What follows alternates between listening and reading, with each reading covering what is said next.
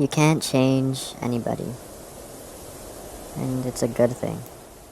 To understand someone else is an underrated skill, and lots of the time those that have it rarely find other people that have it. The understanding is rarely understood. You'll find that when you talk to others and you try to show other perspectives or try to change their mind on things, that people are committed to their story. And all the time in their story, they're the victim. They're the good person that something happened to. You won't ever find someone defending their own story and they're not the victim, taking center stage in their play. Trying to convince someone that they're not a victim takes understanding and empathy from the other person. And unless they don't have that, then it's like talking to a brick wall and you're just reinforcing their own beliefs about themselves, because it's giving them an opportunity for them to state their case, which further cements their case in their mind. You can't show someone themselves if they don't have empathy. And victimhood blinds you. Victimhood blinds you. Victimhood keeps you frozen from change. You'll find lots of actual victims objectively. They don't act like victims in their emotion, and they're not using their things that have happened to them for an excuse to do harm to others. I recently talked to someone in my community that is rageful and violent, and I tried to explain to him that I wasn't here to debate and I wasn't here to argue. I'm just here to offer a new perspective.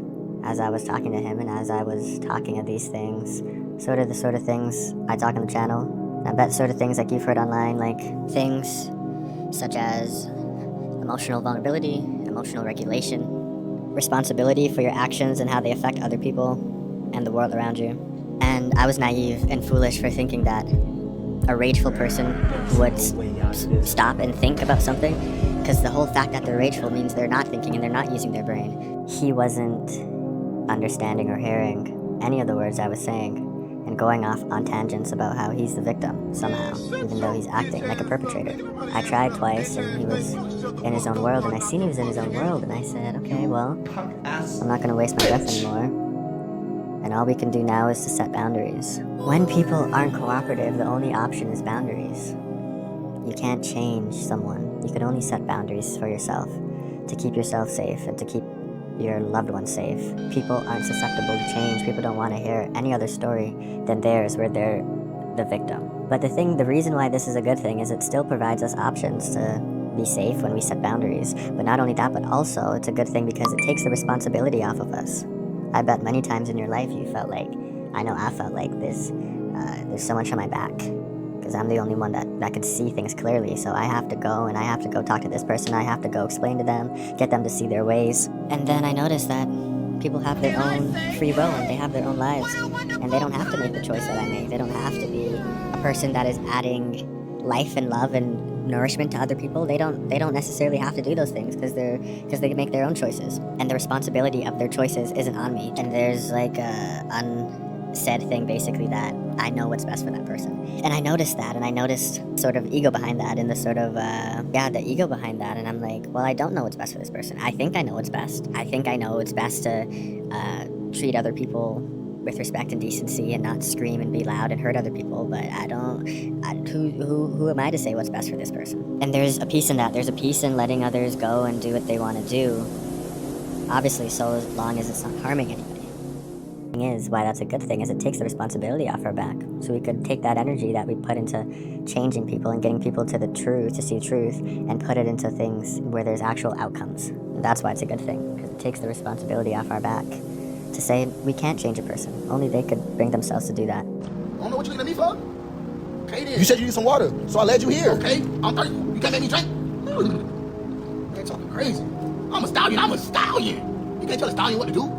Think because you let me do water that gonna make me drink or something, bro. I'm not going for none of that. Okay then. In the meantime, all we can do is set boundaries. Boundaries for how we want to be treated and how we want our loved ones to be treated. Move on. Leave them to their own things. And something important I want to say is that in this whole talk, I'm not just talking about people outside ourselves. We have to apply these things to ourselves as well. There's times where we are perpetrators and we think that we're victims.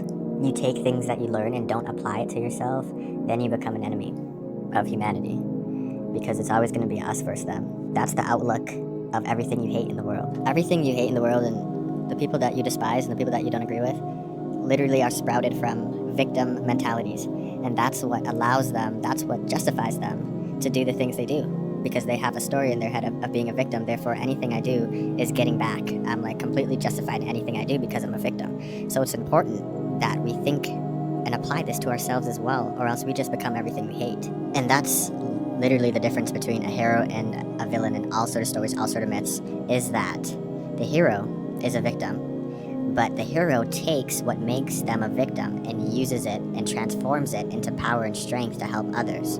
The villain is a victim as well, but what they do with their victimhood is they take it and use it to justify any sort of atrocity because it's just them getting even. And everyone in their life reaches a moment where they have to decide what are they going to be. So everything we learn, we must also not apply to others, but also apply to ourselves.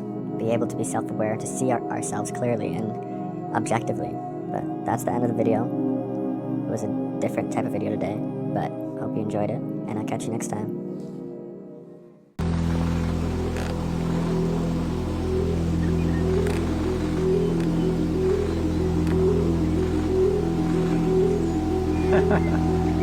Don't get with those big stallions. Look at her go.